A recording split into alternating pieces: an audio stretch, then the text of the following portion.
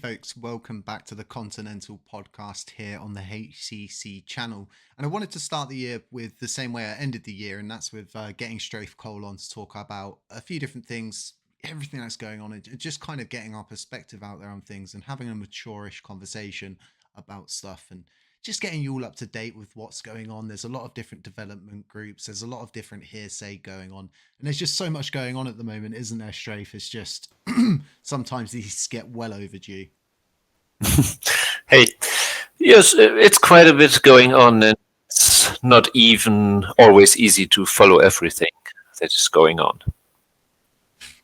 Sometimes I feel like you need like 8 eyes, 10 arms. It gets absolutely ridiculous. But there's so many funny things going on, and realistically, one of these underlying issues you're going to keep finding is just the whole sort of, oh, we want to help, but we're not going to help, and all of these kind of things.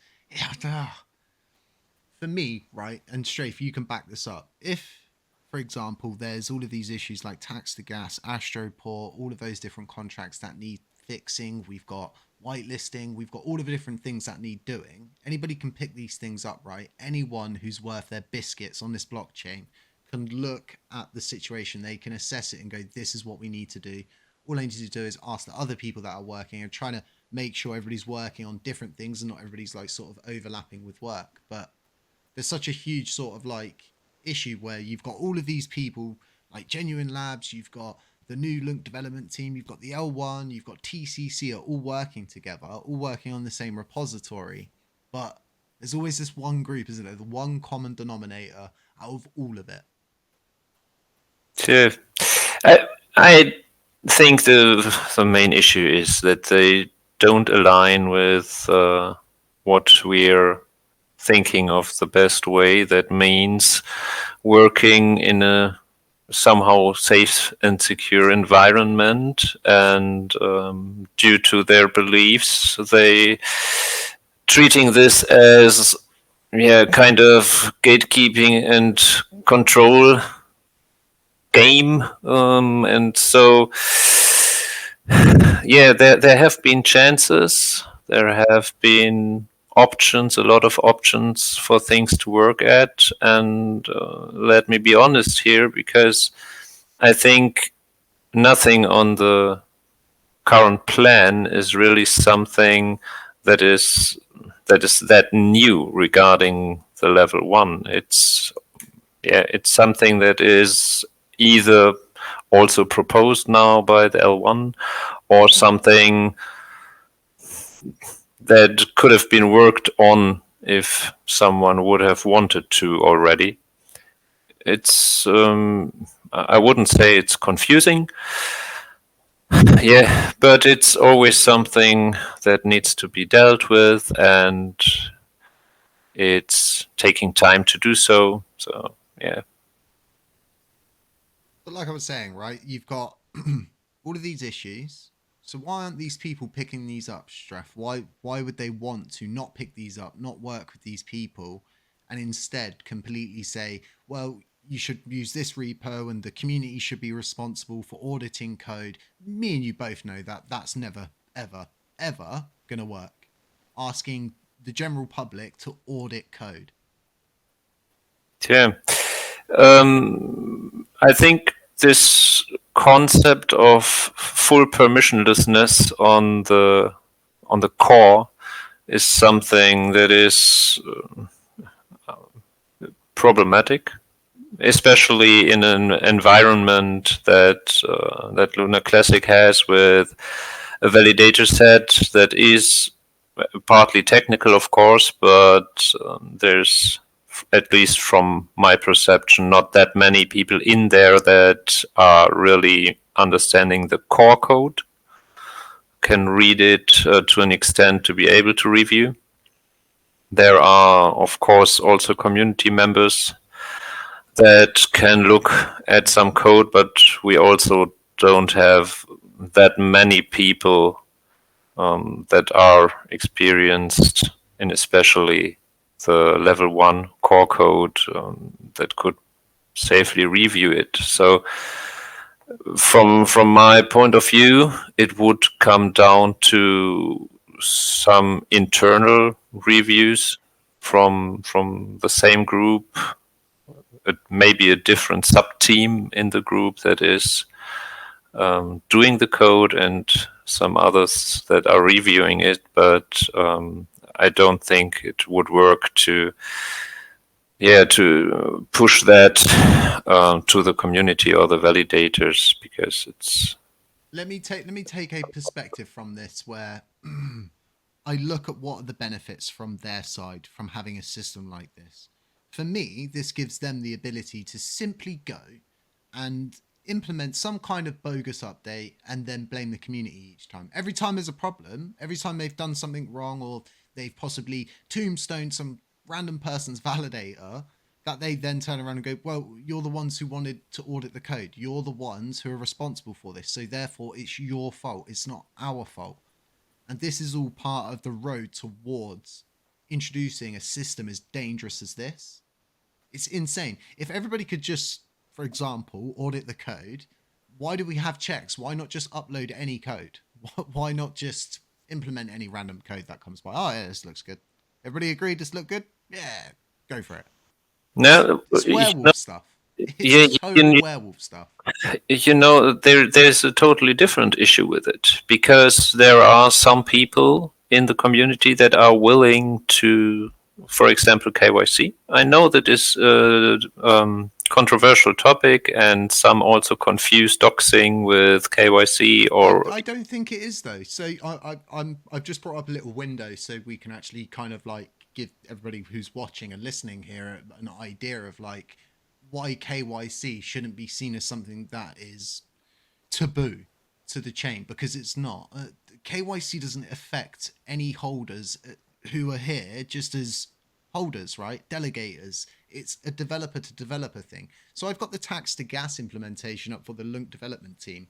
And it says on here, both developers are being KYC'd by Solid Proof IO. And if a new development team is coming on board and they're willing to suddenly go, well, you know, we're going to KYC as well, it's something that I think the community is being led to believe is taboo, but it's actually not. It's something that you would require. Do you think that TFL staff members and all of their developers are not KYC'd?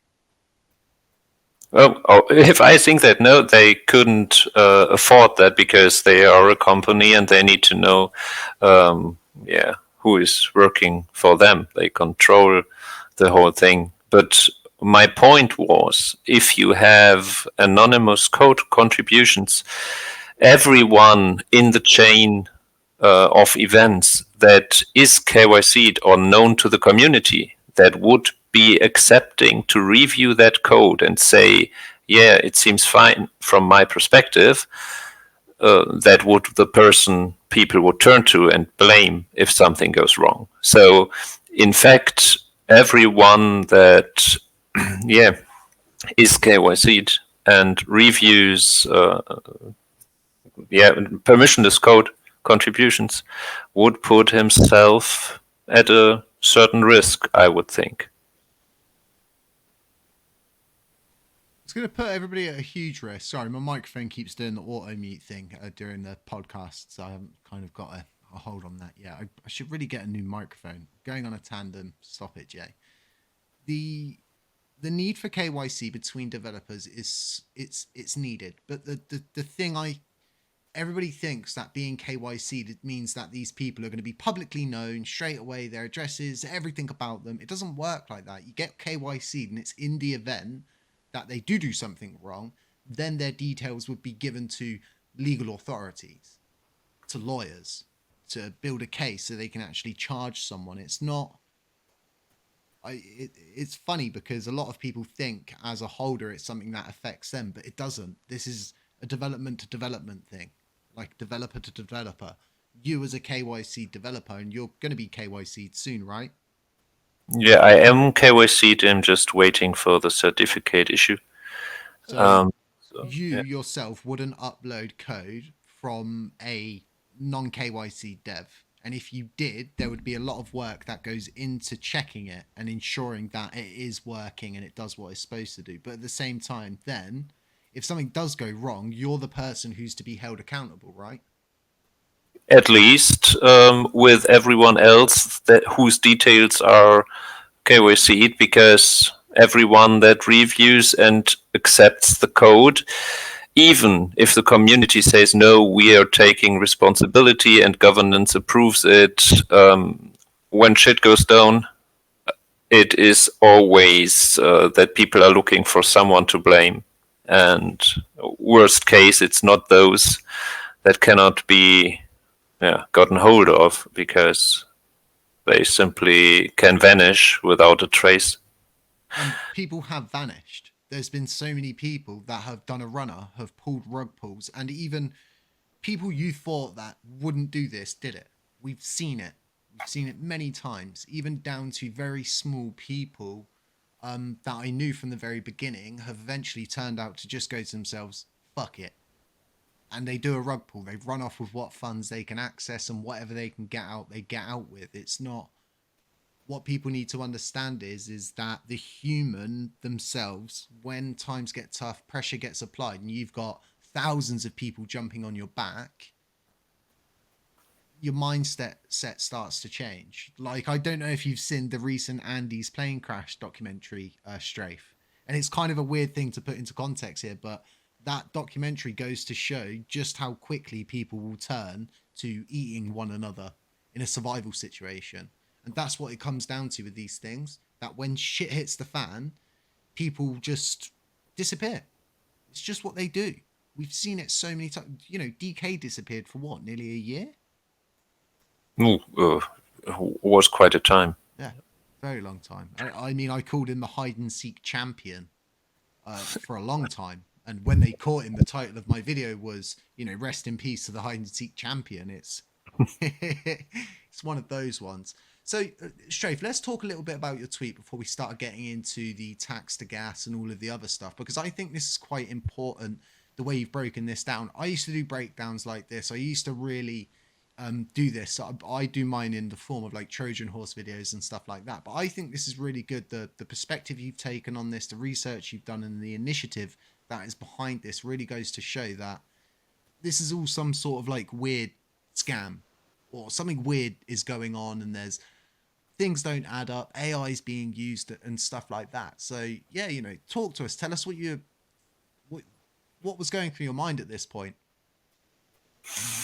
My thought is that this is very much about polishing the document.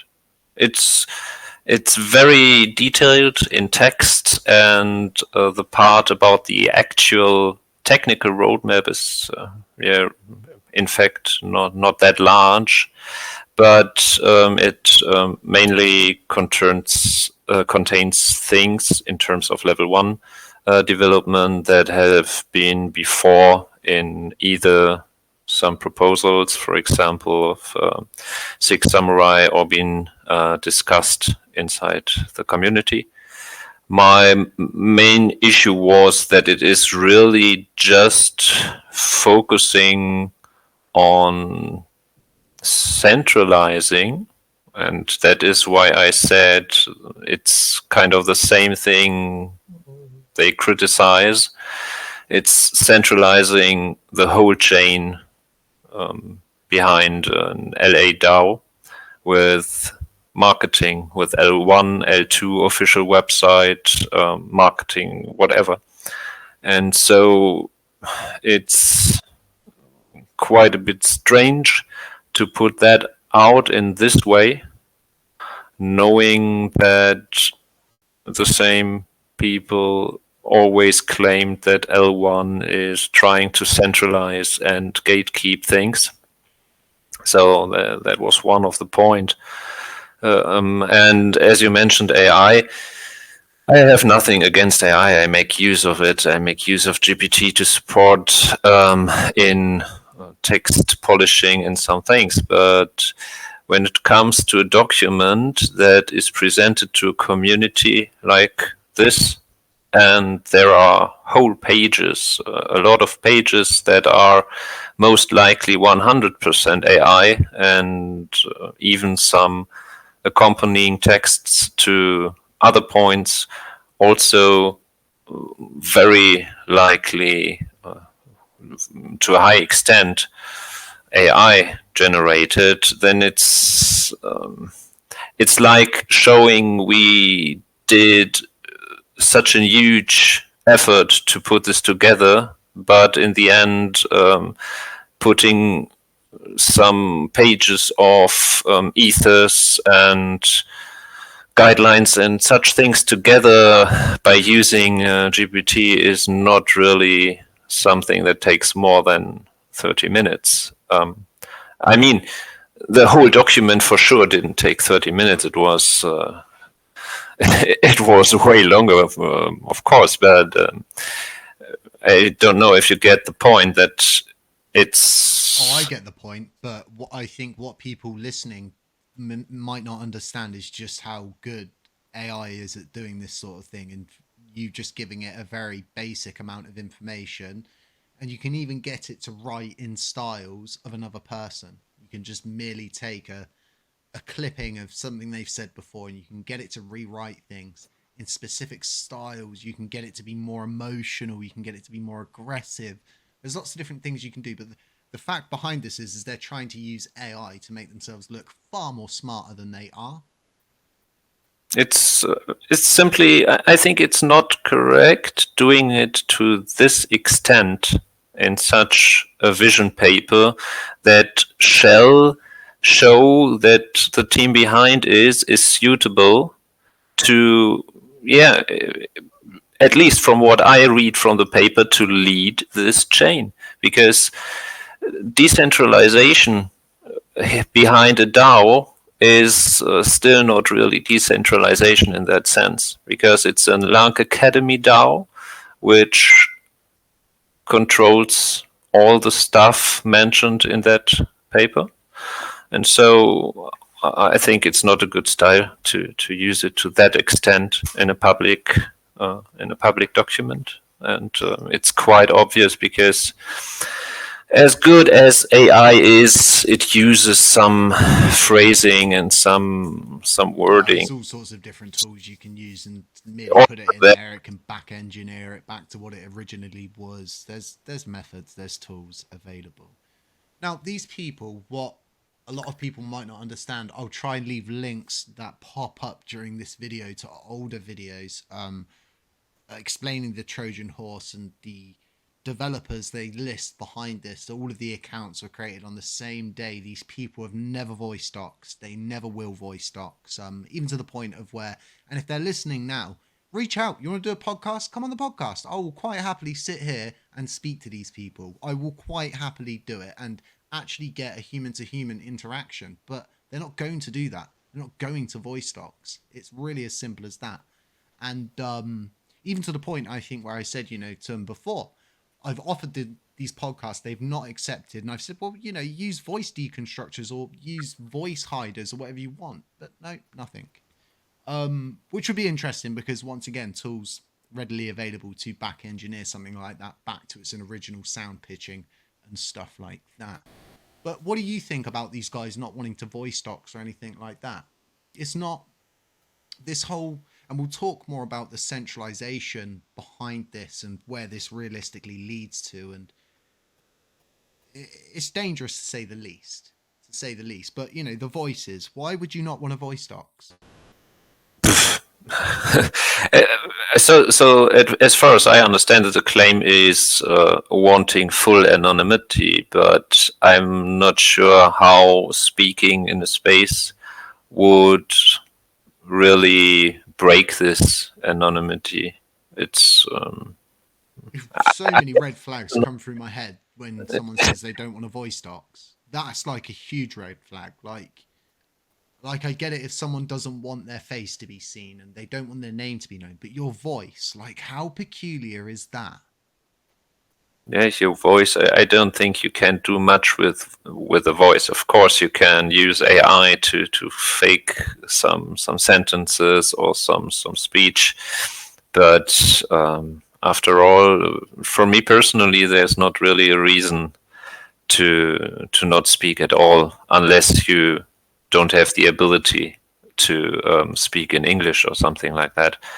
So I'm going to play devil's advocate for a second and sort of sit myself on the other side of the pond and put myself in their perspective and say, well, yeah, we are going to be centralizing things, but they're also centralizing things. What's the argument there? I have my argument, but let me hear yours first. Well, when they say that things are more centralized over here or they're becoming centralized. Well, when you when you look at it, the difference is that there is absolutely no chance of accountability. I mean, KYC, as I need to come back to that, is not a safeguard to everything. It shouldn't sound like KYC is the solution to everything, because even with KYC people, you would have to have people that that follow the legal route. But at least from my thoughts, the chance is highly less likely that you do something by intention that is damaging by intention, or something malicious and try to hide it inside the code, than if you know that there's absolutely no trace leading back to yourself. But honestly, that is not this centralization topic is not what I find the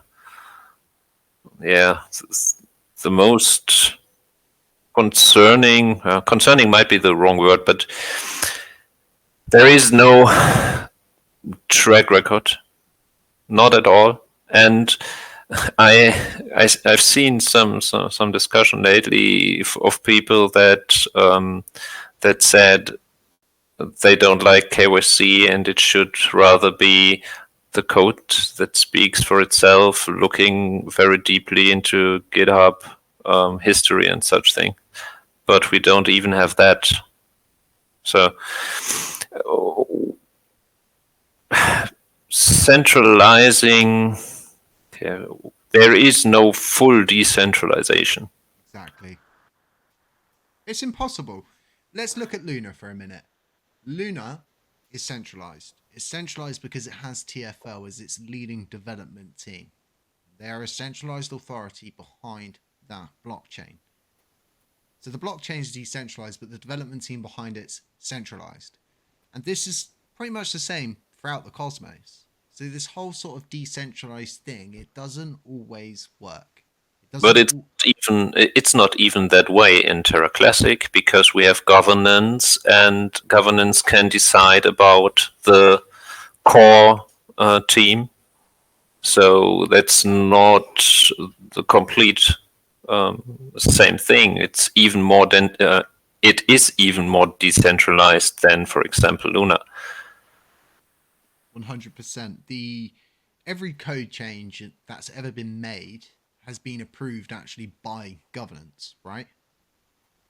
The code changes have been approved in the terms of this release shall be installed, so governance approves either the upgrade proposal or the upgrade itself. So yes. Did everybody, so if you're listening now, did you go through, did you check every single section line, every branch, every merge, every pull request, everything, before saying yes? Of course you didn't. That's like me saying to you, did you read the terms and conditions? No, you didn't. You scrolled down, you clicked the box, and you carried on going about your day. That's just you as a human, right? So if we ask and say to ourselves about accountability with this whole sort of scenario of allowing the community to audit code, you're not going to audit anything. You're just going to say yes, and you're going to trust those developers. Yep, most likely.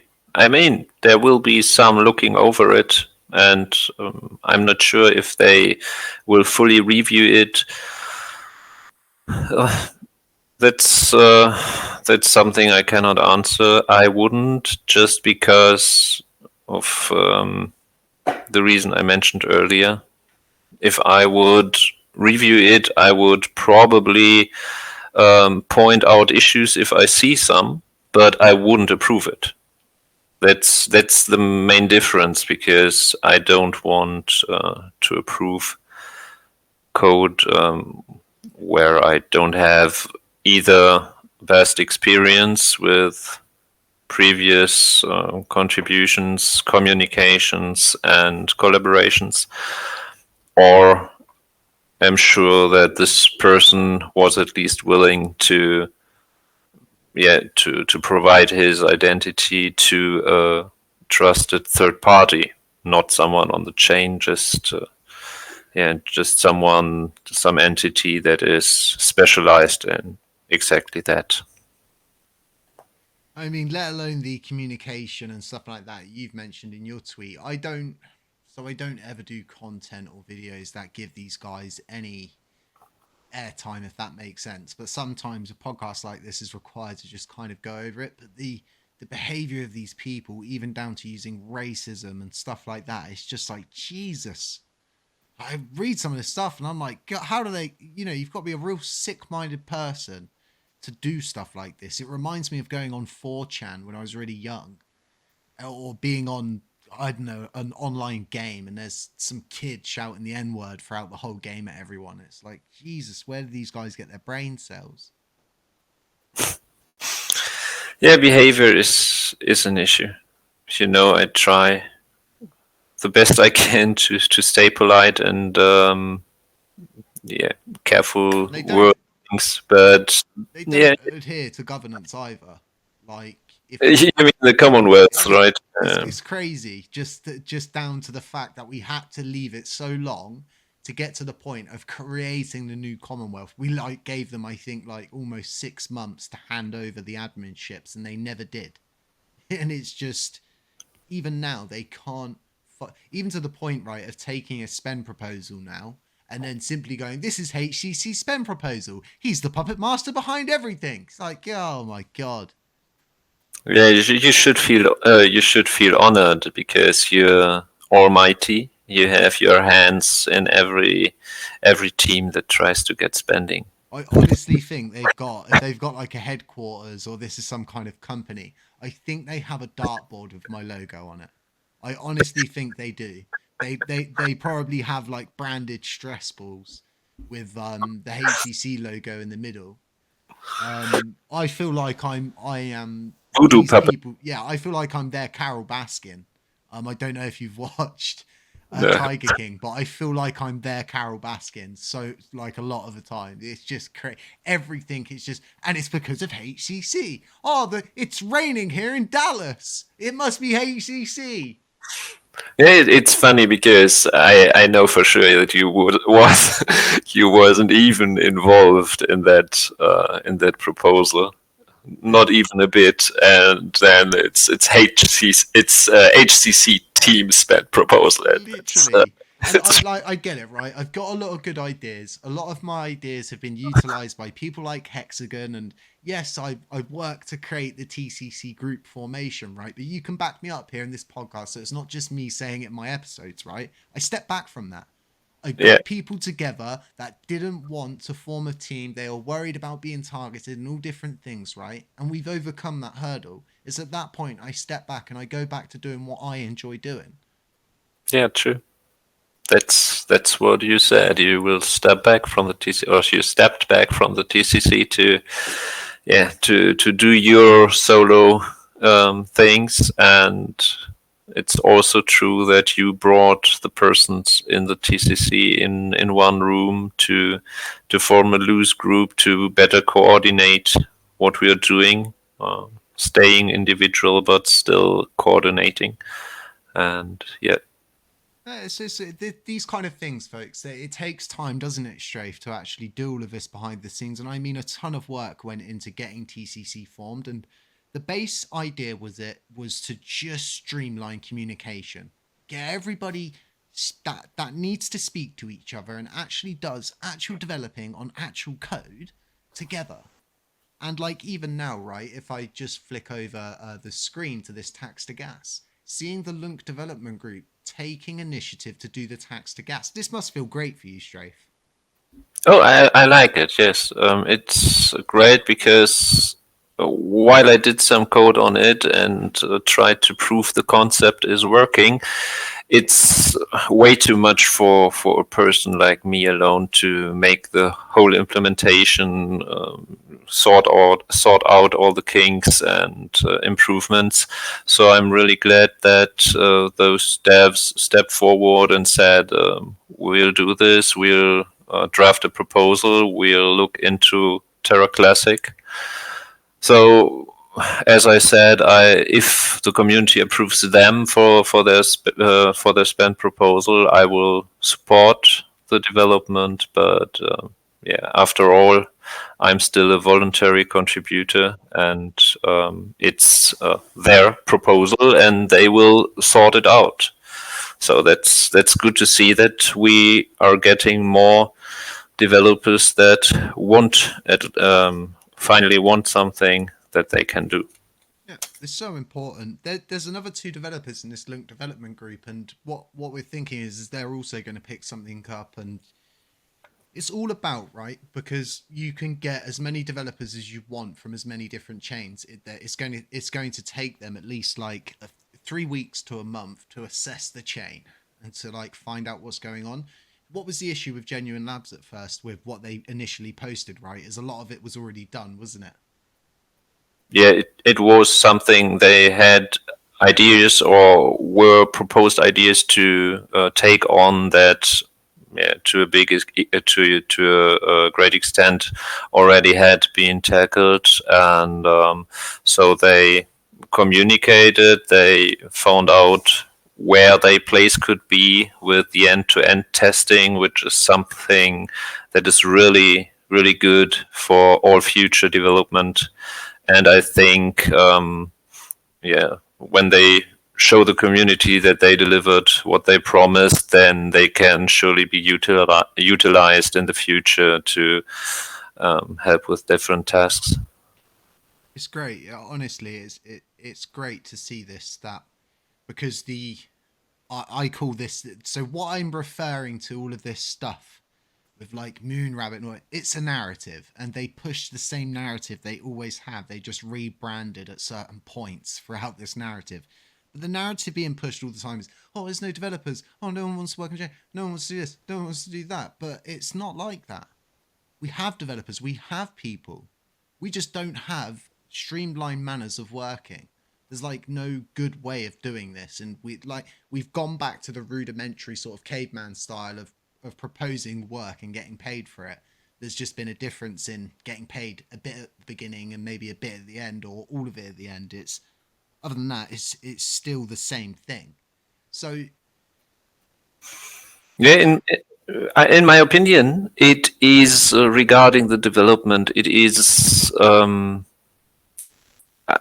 I get the frustration about missing progress in many places. The thing is that it is quite hard, not in terms only of technical challenges to develop on LUNC, but you also have to get used to how this community works and how this governance works.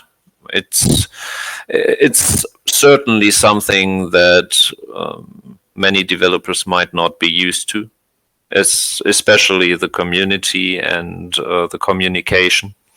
Because if you work on many other chains, you communicate, for example, with the company leading the chain, or maybe with the project team that is working on a specific bigger D app or whatever you want to contribute to. But on Terra Classic, that's quite different. And so with the reduced funding after Q3 and with the not really existing long-term roadmap, because the community and also the chain has not yet found the place, in my opinion, where it wants to be in 2 years, 3 years, apart from $1, of course. But technically, what exactly should be there on the chain at that point, besides being able to make use of TFL assets and other modules and dApps. So that's also a challenge even if you are a developer wanting to work, you first have to dig into the whole community and find out what exactly can I work on. And that's also quite a bit of a challenge for someone outside of this community, in my opinion. So you're saying this whole idea, like you're saying about getting access and sort of deciding where we want to be, it's not helpful, right? When you get, and as much as the intention's good and it's all sort of something that's being looked into, is these EVMs recently. Like that was like the biggest U-turn I've ever seen of like where we're going and sort of what we want to work on. Sort of go, oh no, let's go back 1,000 miles and start working on EVMs. What's your perspective on this? My perspective was pretty simple, and it's the basis that what this is actually saying it's mostly going to do is bring developers and maybe burn a little bit of coins, which is a low blow from my perspective. But it's not going to bring any developers. We've got so many underlying issues where people don't want, sorry, not developers, like projects, but even the developers, like it doesn't work. For EVM, it's with the EVM proposal, I created my first personal voting mess, because I first voted yes, then I voted abstain, then I voted no. It was a total mess, and that's totally on me, because I first misunderstood the proposal as a signaling to allow research, and for me, EVM is nothing that is suitable for Terra Classic, at least in the midterms. The way the proposal was directed means that they would have tried to research on a cross-compiler, which means the chain itself wouldn't have to be altered. Really, it's just a new software where you can use a different programming language to write the contracts for the chain. And the reasoning, in fact, is that Solidity is so the programming language for EVM contracts used on Ether. There are a lot more projects and developers using that programming language than are using Rust, which is the language you need to write contracts on Cosmos. But what I think is that that you won't get projects joining just out of the reason that you can compile your code for other chains on a Cosmos chain. There are so many other things you have to consider when moving to a further chain that I don't think it would be worth the effort for many. A lot of stuff you have to wrap it, no matter what you're doing with it, if it wants to interact with the Ethereum side of things and that whole like broader basis. 9 times out of the 10, if there's an asset being produced, it has to be wrapped. And I think that's kind of a dilemma behind wrapped Luna and what's trapped over there. Well, that's again another different story about interacting with Ether. Of course, you have to wrap it, but for this specifically, just allowing projects to deploy their written contracts on Cosmos when they are using Solidity would be only a part of a solution for them. They would still have to adjust it to the circumstances on Terra, and what finally led me to voting no in that case was that it is not a signaling proposal that someone could do research if he wanted to. It was a signaling to be willing to fund such research and development in that direction. So that is something I didn't find useful. So that's for technical people listening. How this whole, it's like for me it's a false narrative, because the chain, it can't even handle it.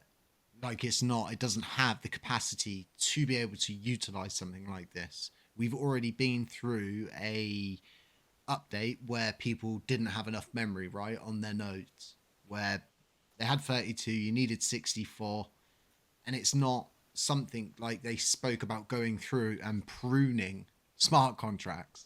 You can't do that. You just have to nuke the whole thing. Yeah, that would be the case if you really would use EVM on Terra Classic as a native virtual machine that runs the contracts. The proposal itself focused on a compiler, which would have meant that the validators and nodes wouldn't have to change their code. It would be like if you write a contract right now, you have to compile it and then upload it to the chain. And their idea was to have a second compiler that understands a different language, so you can compile it and then also upload it to the chain as if it was written in the current programming language. So it would have no effect on the validators themselves, but this compiler, building it, maintaining it, updating it, keeping up to date with both sides, with COSM, WASM, and the EVM Solidity side, I think that's huge. That is so much effort. That would be something. Why you would normally run two chains. You would just run it like a variable of this chain that would specifically do that. That would be the smartest thing to do. No, that would not really make sense. I mean, there are Cosmos chains, I think, that don't use Cosm WASM but use EVM instead to support Solidity. But I don't really think it makes sense. To me, the whole thing was just, like I said in my video, no idea is a bad idea. It's just everything has a time, a place, and a placement, so to speak. Like, you don't ride your shop. You don't ride your shop? What am I going on about? You don't ride your bike in the shop. You leave your bike outside, you lock it up, right? Time, place, placement is very important. Anyone who's played Pokemon would understand that getting your bike out inside the shop, it's not going to let you do it. Let's talk. I want to talk about something that I've not actually done a video on. I've not spoken about it. I've not really put it out there, and it was more or less I just didn't want to jump the gun too much too far on this thing. And I'm definitely going to be cutting bits out of this podcast and posting clips for people to sort of gain wind of things like this. But we worked quite hard, didn't we, Strafe, behind the scenes to get in touch with TFL, right, to speak to Chris and to try gain the initiative and sort of route and ask them if it was possible for us to get the support and to get integrated. And the answer was yes. We put a lot of work in, we put a lot of time in, and the simple answer here for everybody listening, if we want access to all of these different things, right, Strafe, we can get them.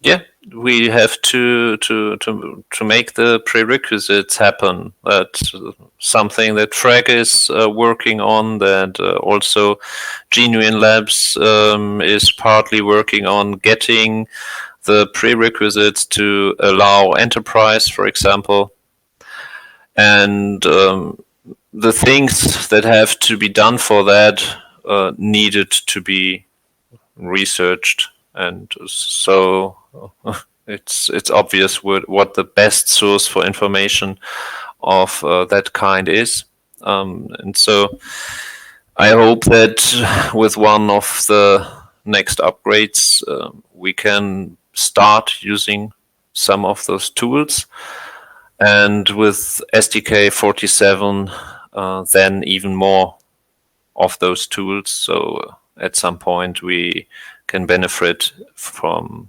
everything that is offered to us. When I first discovered Alliance, trying to understand Alliance and Enterprise together, separate, and how it could really be placed, I spent a lot of time thinking about it, and it was actually something I brought to all of you in TCC, the L1, and you, Strafe, and I spoke about it quite a lot, and the idea of really pursuing this to get access to these tools is so important.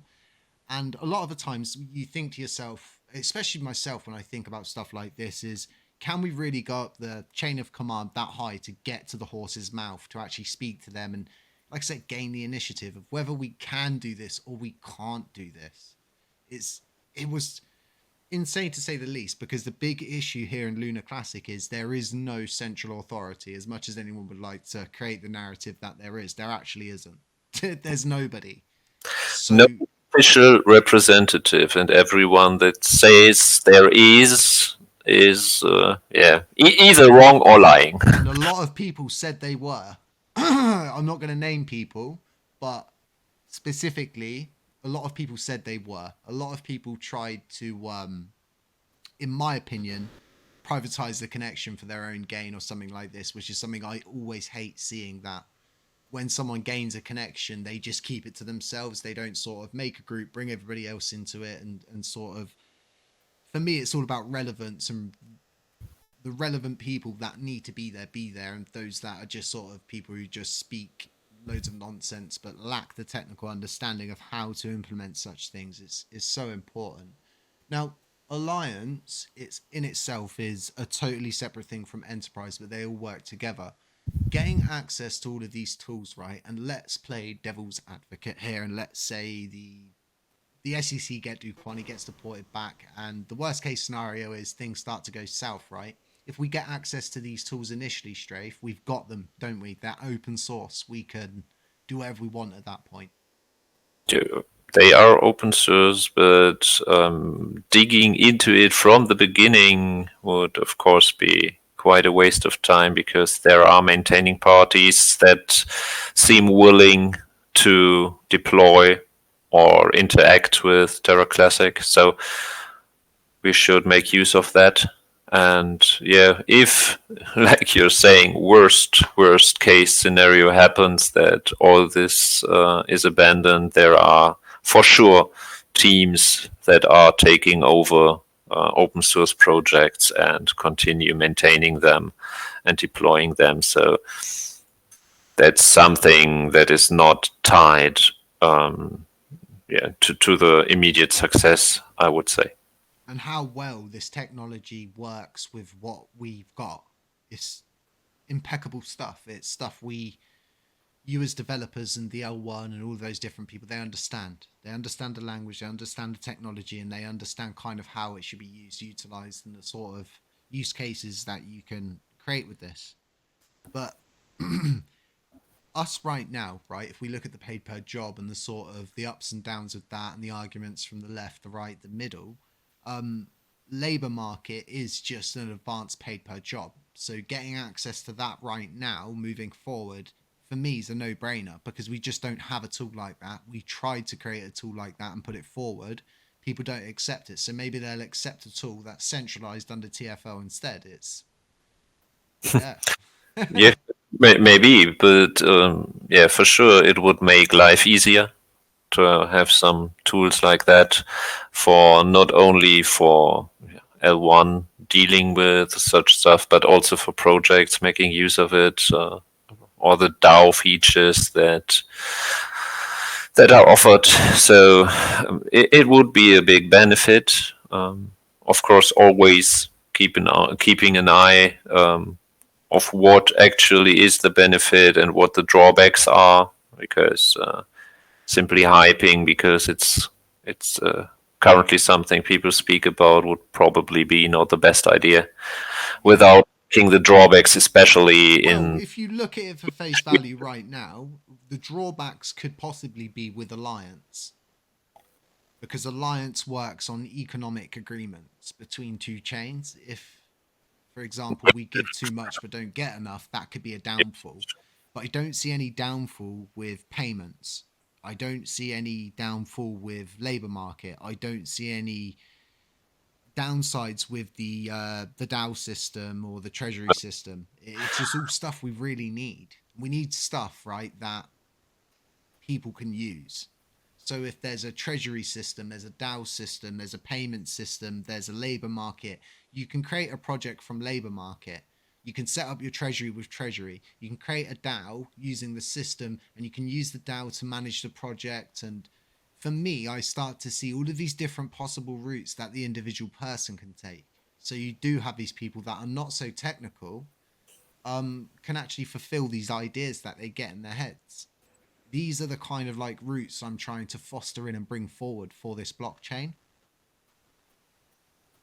It makes sense. Yeah. It makes absolutely sense to use those tools available because the team that is behind those tools is experienced in especially in especially what they are doing at the moment. So it would be such a huge amount of overhead trying to replicate something like that. So A good benefit with Foundation as well, for example, Strafe, is the fact that we would have a further decentralized endpoint system. We would gain another endpoint provider for a measly one-time sign-up fee, which in itself is a good thing. We're always looking to decentralize the system more and make it more secure.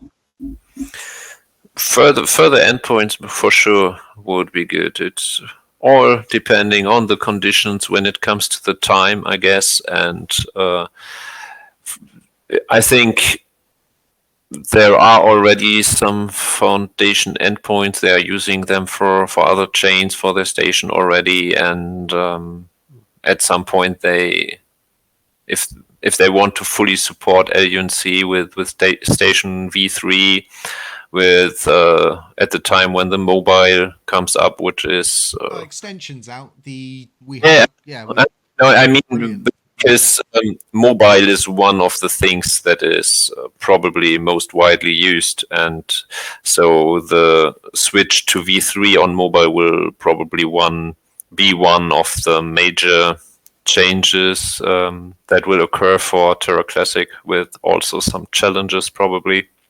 Yeah, definitely. I could see a couple of issues with the NFT market and stuff like that, getting all of the correct sort of getting everything in the correct boxes. In the repo and stuff like that. The wallet connect thing. So yeah, might be that some adjustments are necessary for the apps, but the important thing is, folks, they all have the direct connection, so they have the ability to go and reach out to TFL and say to them, this is an issue or that's an issue. What do you think? And they've got that instant sort of connection where there's no middlemen in between or anything like that. And I think that's a beautiful thing for you folks, Strafe, moving forward. And it's something that I'm not part of. Like I said, I created all of these things, I got all of these people together, and then I stepped back. And like I said, I noticed that so many people were like trying to get in on these things and like feeling like they're left out a lot of the time. And that's why I left. That's why it's so important to put yourself in a position where you're consistently just trying to evolve the way things should be done and not really putting labels on things, because as much as they want to call me the big puppet master, I'm not. I just create these things. I just get the ideas and the people together, and I sort of put it all forward. And if they want to collaborate, if you guys want to do stuff, that's down to you. Yeah, I'm not gonna ask you for before. But yeah, I mean, I think a lot of people are very happy about the formation of TCC and having you, Frag, the L1 Joint Task Force, and all of those different people being able to intercommunicate, work together. And like I said, there's a common denominator from all of this. Everybody's working together on the same repository, the same things. People are, being really kind, working back and forth. But there's always that same group of people. Oh, they won't let us work. Oh, we've got to create our own repo. Oh, it's not washing anymore. Like it used to wash like a long time ago, but it just doesn't anymore. We need someone to seriously like pick up things like Astro. We really do. It's an interesting situation. Let's talk about the block signing quickly before we go into the core security upgrade package. Strafe. Let's take that as an example, right? You've got this real kind of low-lying, genuine issue of. Let you explain it. Okay, so as most of the people know, that the volume on chain is not that high most of the time. It has grown higher and lower, but still the rewards that validators and delegators get from the blocks itself are not that major. So the majority of the rewards come from the Oracle pool, and the Oracle pool has a constant or non-linear, I would say, payout rate. So at the time when I made the analysis, above 90%, sometimes 95% of all the rewards come from the Oracle, and only the rest from the block rewards, which include the part from the burn tax. So the issue is that you receive the Oracle rewards as long as you are bonded in the active set and not jailed. So that means even though Oracle rewards currently are the major part of the rewards, you don't even have to sign the Oracle votes. You don't have to have your validator voting on the Oracle prices to gain those rewards. And to go a step further, you don't even have to sign blocks to do it, because the block signing is around 20 hours until you get jailed. That means for 20 hours, you gain full rewards from the Oracle.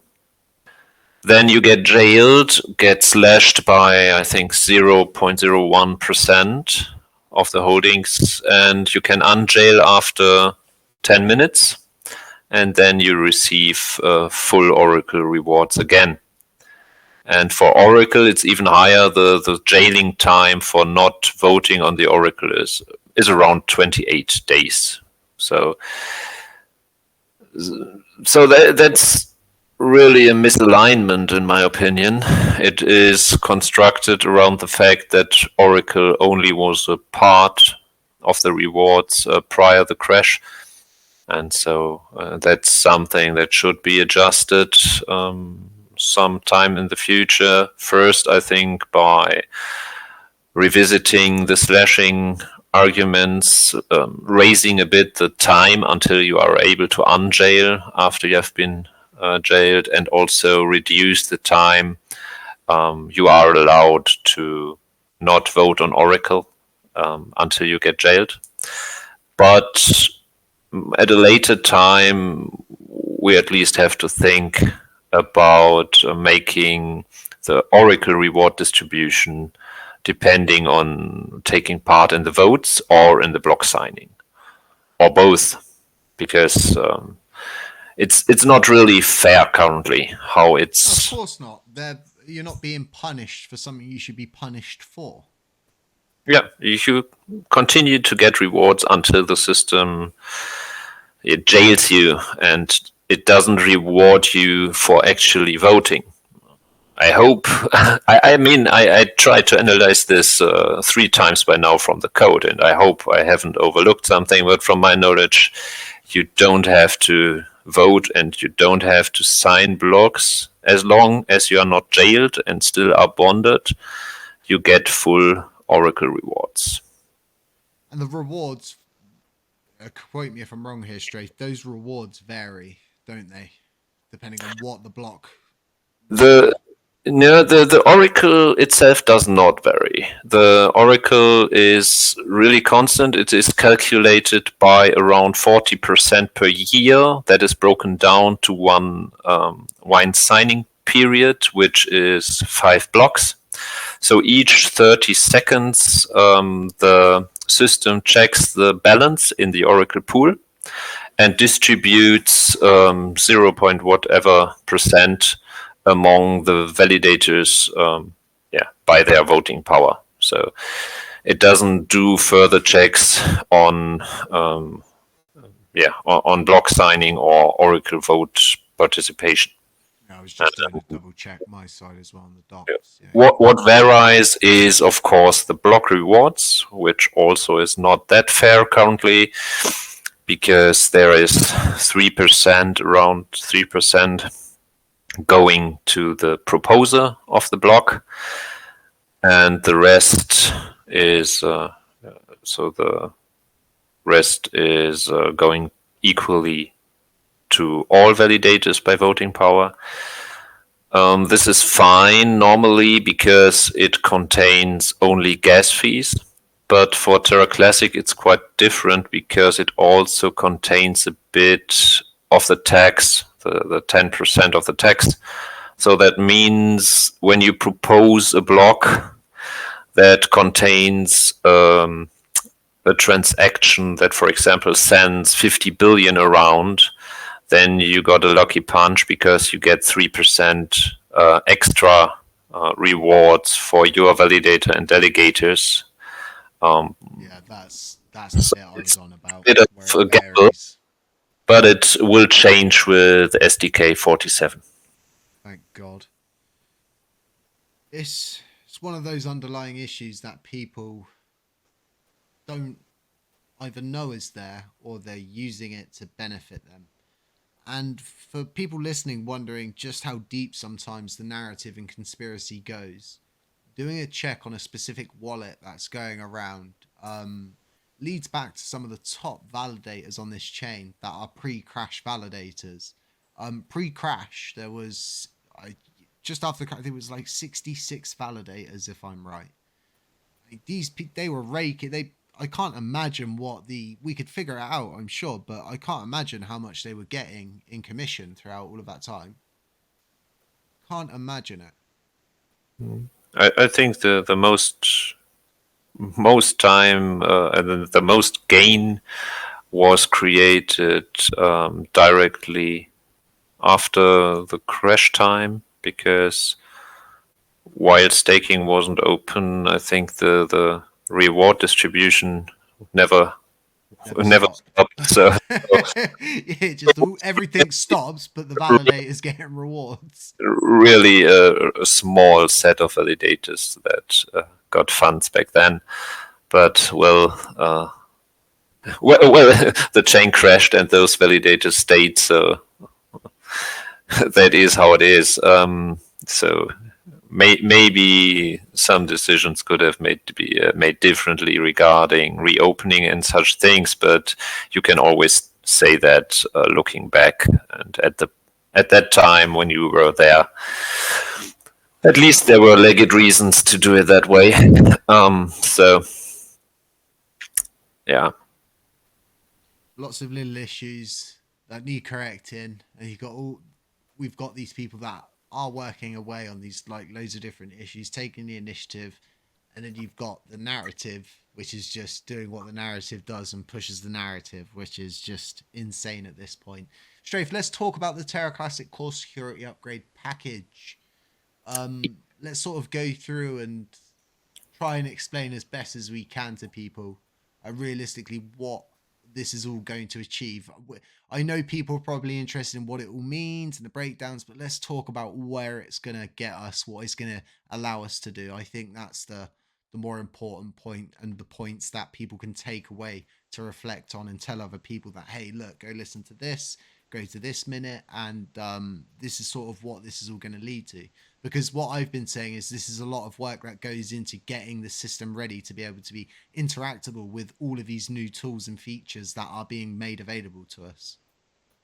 Yep.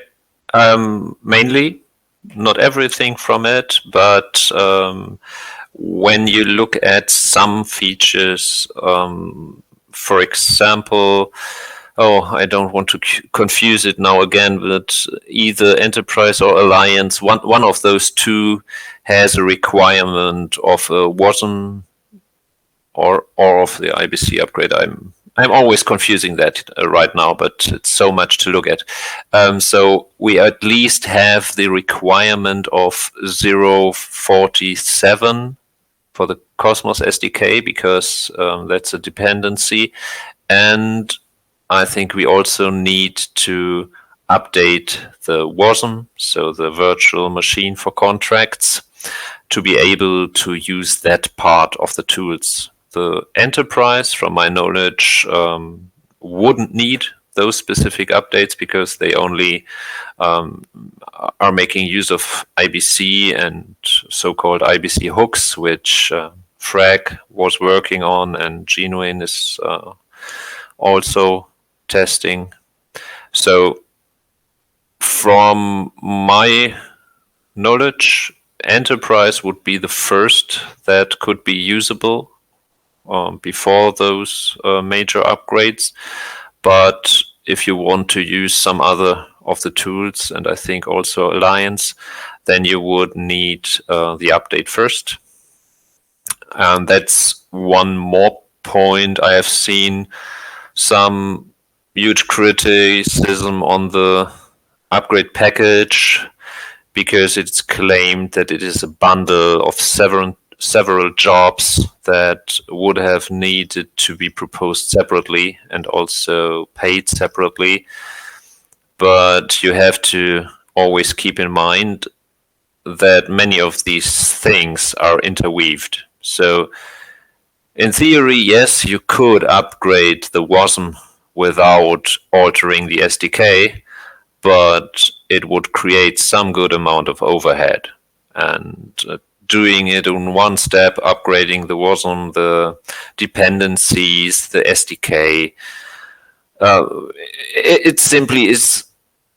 It simply makes more sense. So this is not really a bundle of different jobs. It is one job to get this chain to a state to make use of the things we want to make use of, and also take care of the corresponding dependencies that those elements have to get those up to date too.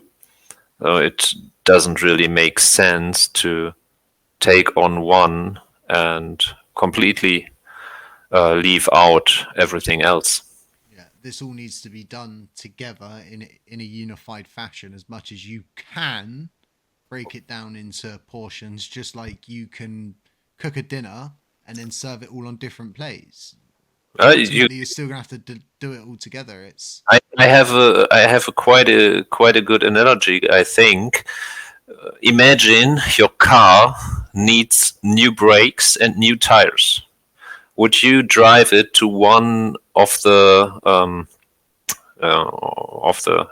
what's the name where you take your car service points? Would you drive to the service point and let it change the tires, and then the next day come back and change the brakes where you need to change the tires again? It's overhead, and it costs you more money and more time, and it doesn't really make that much sense if you know that both have to be done. It's like the narrative once again pushes this kind of thing, and it's like, well, what do you want? Do you want the rudimentary way of working on things, or do you want the pay per job style of way of working on things? Pick one. What do you want? It's crazy. Even the EVMs said in there, and we're going to add this to the backlog of the PPJ. Bro, the PPJ doesn't exist. You guys didn't want it. Yes, what exists, and that is something I have to say, that is this past paper job proposal that was put up by myself. People will now probably blame me for saying this, but of course it is and should be an agreed on guideline. But that also means that if it's not feasible for a job or for something like that, it still should be able to be proposed, and the community has to decide if this deviation from what they think a PPJ should be is valid to be applied to that kind of job. So, for example, for this, if you say a 50K job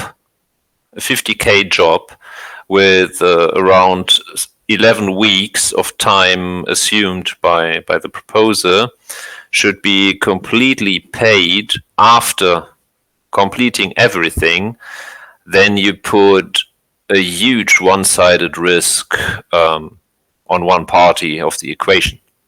And you have to really carefully think about if you can afford to do that, because even the other proposal for the Tax2Gas, I mean, the developers proposed 3 payments: a upfront payment, a mid payment, and a post payment, and yeah, it spreads the risk between the developers and the community. And at least from my feeling, due to recent communication discussion, and so the risk that a payment after the job was completed is not fulfilled is at least existing, just because it's very difficult to decide who from the community says yes, it has been completed as proposed, and others might say, but this is missing and this is missing, and we will maybe we will have some kind of mess with finding someone to decide on if it was really completed as desired or not. And that was something that the PPJ implementation should solve, which still, it was all about getting your bang for your buck, because more or less, to simplify it for people, you would have the job would be proposed, but inside the job would be milestones, right? And instead of people being paid for a week or 2 weeks time or 3 weeks time from the proposal, they would instead be paid per milestone. So for example, we're looking at this now. So the first milestone would have been, I'm just butchering this, but WASM module. Then second milestone, Cosmos SDK update, and third milestone, Comet BFT update. They go through, they do the WASM module, they go to the pay per job system, they show that this has been completed. Someone at the pay per job system has to then go over and make sure, yes, they have completed this, because you can't automate something like this. And this is where all of the issues started happening with this sort of thing. But people saying, it should be broken down, you just can't do it in this. It would just, it's crazy, because you're never going to win realistically. There is no middle ground with this thing. You can just only make things as efficient as possible. But we're definitely, with people saying, it should be proposed as this. It's like, this is what happens when we go back to the caveman way and rudimentary way of paying for work that's being provided. Yeah. Well, it's also something that is really hard to get through to people, that everyone probably has a different perception of what exactly is the most broken down job that can be proposed. So that means, for example, everyone would probably agree that someone proposing an upgrade in one single proposal, proposing an upgrade to SDK 47 and a following upgrade to SDK 50 with an overall price, would not be a job. It would be 2 jobs just bundled together. But when you have several smaller jobs that interweave because they are dependent on each other, at least not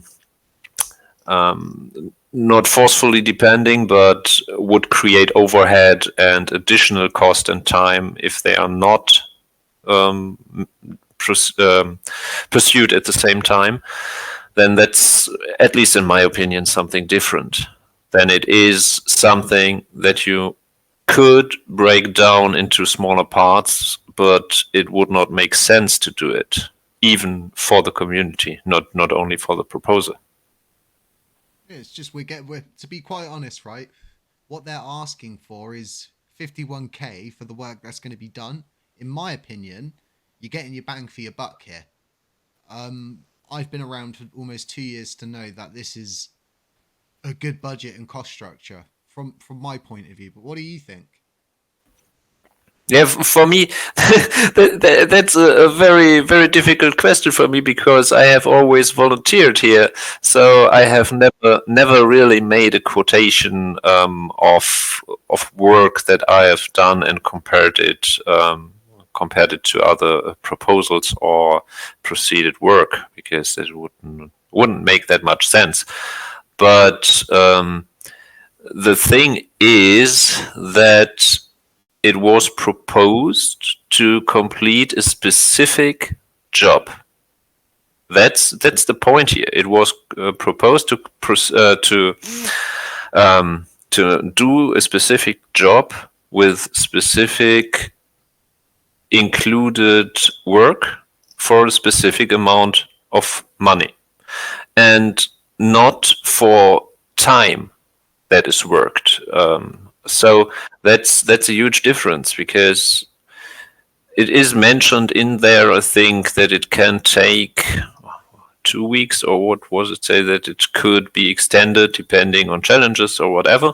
Yeah, I think the extension's 2 weeks. That wouldn't change the price. So it's something that is a quote for a job, because it was estimated what it might take, how the hourly rates are, and such things. And so that's something that I think is good. And I also think if they work full time on it, they can manage to do that. So because they have the knowledge and they know where the route has to go to. And there's not one person on this blockchain, other than those pushing a narrative, that lay awake at night and think to themselves, are these developers going to shaft us? I honestly believe, and this is why I've always stood by this, instead of just being one of these people that go, oh, just get rid of them and we'll get someone else. It doesn't always work like that. Everybody who's remained at this point is like, in my opinion, you're worth your biscuits. You're worth your salt on this blockchain at this point. And to have people like Vin, Iron Man, and Gevik that want to push forward and want to keep developing these things is so important. And the fact that we're getting a good price on this, it's insane. It's always the same people, though, in my opinion, that are sort of like always got something to say, always got like this trumped up sort of narrative of how it should be better broken down. I think the only other things I ever have with proposals is them being way more overly complex than they need to be, charging too much. And I've seen this where there's just too much being charged over a long period of time, and it's not that they're getting paid too much or too little for the amount of time. It's just the fact that it's too much of a vast distance of time to try and get things on a narrow path of like, right, let's do this and then let's do that. Then let's do this, and it's instead we are getting this instead of sort of having that 3-month breakdown of wondering for 3 months when this is going to be done or what this is going to lead to. For me, they should have really put in this at the end. I think my only argument is that this will give us access to a lot of the different sort of enterprise assets that are being pushed. Yeah, I think they mentioned in the first paragraph that it is. They do, but you could have said a little bit more, because there's a lot of people all of a sudden that I can see that are jumping on this as if they're the ones that have sort of discovered it, and it's irritating from my point of view. You would specifically know this, knowing how long I've been, explaining this to you before I even started like saying to other people we should. I can remember how often you told me that we should make use of that. It has been months ago. So long ago. As soon as, and this is back before like Chris Amani took over for DK, when DK first put out his drawing for how Alliance worked, and barely anybody understood what he was getting at. But I get it. And this is the thing I think a lot of people don't understand. And I've left this to the end of the podcast here, because a lot of people feel on the middle ground about burning. But if people really want to, and you've said to me about this before, I've done a video on it recently, this idea of creating an Alliance asset, which we have no choice but to make, and ensure that that asset makes that whatever chain we're interacting with, we're allowed to be used as gas. And that token specifically has a low gas fee. It's cheaper than the actual chain that it's on, and it wouldn't be someone, oh, maybe I'll use it. They'll just use it because it's cheaper. If you provide that and it's part of the Alliance ecosystem agreement, it's a real, how do you say, Strafe? It's really Hmm? what's a good word for it? It's Yeah, something something to aim for. yeah, it's definitely something to aim for, but some people would say it's like maybe like we're overreaching, but I don't think we are. I honestly think that a lot of our problems could be solved by getting involved with Alliance and making ourselves more interoperable with the rest of the ecosystem that is the cosmos, which is what we're supposed to interact with. There's so many chains out there that we could be part of, and having our Alliance economic asset that may have real low gas fees, has a very small amount that it burns. Yes, it might be low. Yes, it might be small, but if we can get it used on a broad use case, we could bring a lot of liquidity, a lot of volume, and a lot of extra burns. And these are all part of these possibilities that someone like me is thinking about, just like one individual person, right? Once you show people that all of these tools exist, we're using them, they're there, they're available, you get more people coming out of the wind, more people wanting to create, I don't know, the next Dex or whatever. I don't know, it was a really crap comparison, but there's so many different things that you can do in crypto, and we just don't have the tools readily available for people to use. And that's what you need. Tools are very important. So, I mean, there have been many talks about websites, docs, and so. And the thing I agree with is we need tools like those TFL can provide. We need the upgrade of the SDK and the WASM and what comes with it, and we need something like Tax2Gas. And once we have that, we at least have to provide some up-to-date documentation for interested projects to join Classic about the special circumstances that might still be here. But that package, I call it package because somehow it's everything of that is related to one another. That package would really be something at which point we can say, okay, now we can look for something to build. The UI. I was just going to say this. The after, if this package goes through, they work on it. We get from point A to point B. Point C is actually going to be creating a system that everybody in the general public of Luna Classic can use to go and click on it and get access to labor market, or to get access to the DAO system, or to get access to the payment system, or to do all of these different things. You're going to need that. It's so important. Yeah, and and we will need many other things, but the thing is, due to the decentralized nature, it's not that the leading company is proposing some fancy new systems or DApps that should be developed by the community pool funds. It's always harder to agree on something like a roadmap, and especially a long-term roadmap, because there are so many uncertainties still on the table with the currencies, with the different groups that want to look into different options, be it USTC or the market module or whatever. So it's quite hard to come to some kind of final long-term Whoa, road. whoa, whoa, whoa. You can't just slip in market module like that and then just keep talking like everything's normal. It's Hang not. on a minute. You skipped something there. What's I going on with the USTC repeg? I have no idea. Exactly. I have absolutely zero idea what is going on with that repeg. Absolutely zero. As much as people keep like fantasizing over the market module, it's pointless unless we have USTC as a working product. It's like literally pointless. There's nothing for it to do, right? Yeah, unless you completely rework it to do something different. But the question is who is looking into what and to which results We have a that test leads. environment. Yeah, of course.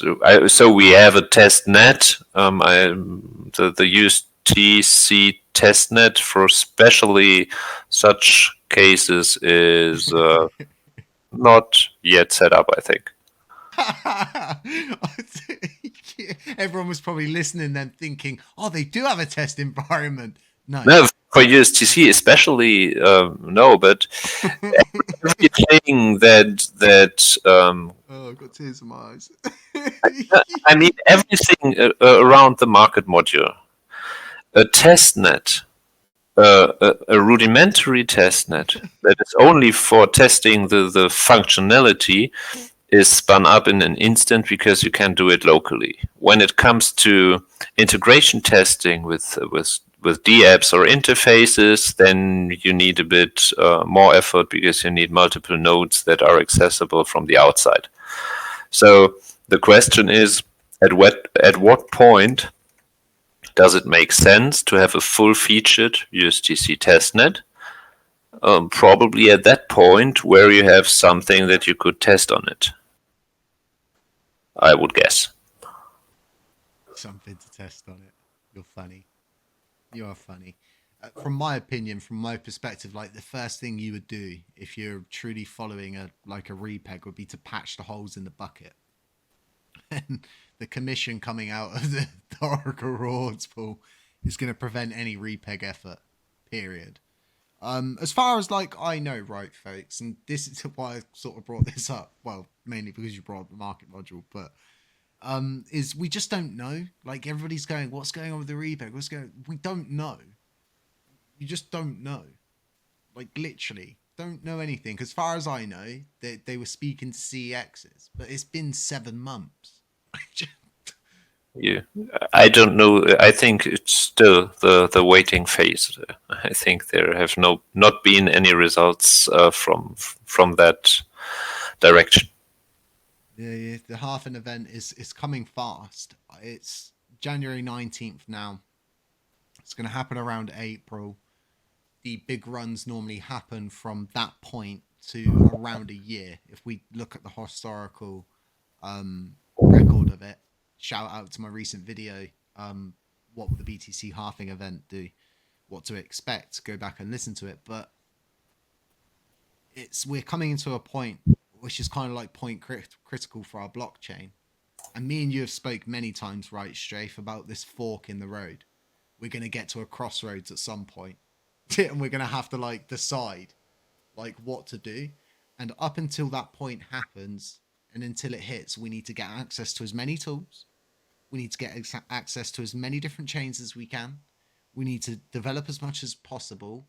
And we need to be on a united front, because the whole sort of speaking about the EVM thing and saying about doing a huge U-turn, that's the last thing we want to do right now. We've got to a point where, yes, we don't have a roadmap. Yes, we don't have this definitive end goal, but we've got this goal of getting access to Alliance, Foundation, Enterprise, and really branching out into an ecosystem which is limitless. It's absolutely limitless. And we need to make it so the chain has the ability to be able to have an auto compounding module, right, Strafe, and not have to pay for it. And I know to some people that might sound greedy, but it's not. You need to have a system which, from the outside, people can make money. And I think the biggest issue on this chain at the moment is the people making the money are the big validators, and we need to work slowly and carefully to introduce new ways to do this. Tax2Gas is one of those ways which is going to start to level the playing field for projects behind the scenes. Yes. And I hope it makes it much, much easier to develop on chain. Yeah, and it's a huge issue, folks. And Strafe will tell you this from experience. It's a huge issue. Huge issue. Dealing with the specialities of a certain chain. I mean, there will be other chains where you have to deal with some things that you are not used to, but especially here, it's for level 2 developers, in my opinion, it's somehow at times a pain to do so. And once you have figured it out, it is okay. But until you do, you have to do a lot of trial and error sometimes, but also have to reach out to people that already did it, because otherwise, yeah, what I said, there are not much docs that reference to things like how to deal with the tax on chain when you develop contracts, or how to make it dynamic. I mean, I even still had conversations with the app developers that have a fixed tax rate in their contract and the app, because it's simply not documented how exactly you do it, that your contract auto adjusts the rates when governance votes on a different rate, for example. And I think such things would be much better, much easier when Tax2Gas can be implemented. And when after that or before that, depending on the time spans, we then have access to all the other tools, that would be really a good step forward. Huge step forward.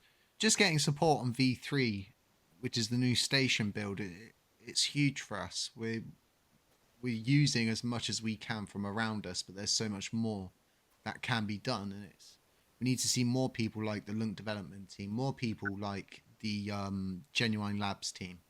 We need to see less of these sort of narrative building things of, oh, I'm the left out one and everybody should follow me. Instead, it's like, you're the common denominator. You're like literally the common denominator out of everything at this point. And sadly, a lot of people want to see everybody kumbaya, but it's been 2 years. People simply don't want to kumbaya at this point. It's very interesting. But this has been a good podcast. It's been almost like 2 hours nearly. So, folks, I hope you've enjoyed this one. I hope you've got up to date as to what's going on, what the sort of heading is, what to expect from all of the different things that are going on. And realistically, just a decent hearing of the new year and what's going on and stuff. Strafe, anything you want to say just before we end up here? Yeah, give me some time to develop, and less time on social media. Yeah, crazy. Not anybody who's sitting on social media all day, every day, just talking. I don't know how they get anything done. Like, I've got so many things I have to do throughout the day. I just don't have the time to sit there and do all of these things. Indeed. Folks, it's been amazing. Look, drop a like, drop a comment, subscribe if you haven't already. Delegate LUNC. Strafe's got a node. I've got a node. I've got my own auto compounding at hccfactory.com. Feel free to check that out as well. Check out all of the other different projects on chain. Keep up to date on the new Commonwealth. I'll leave links to that in the description.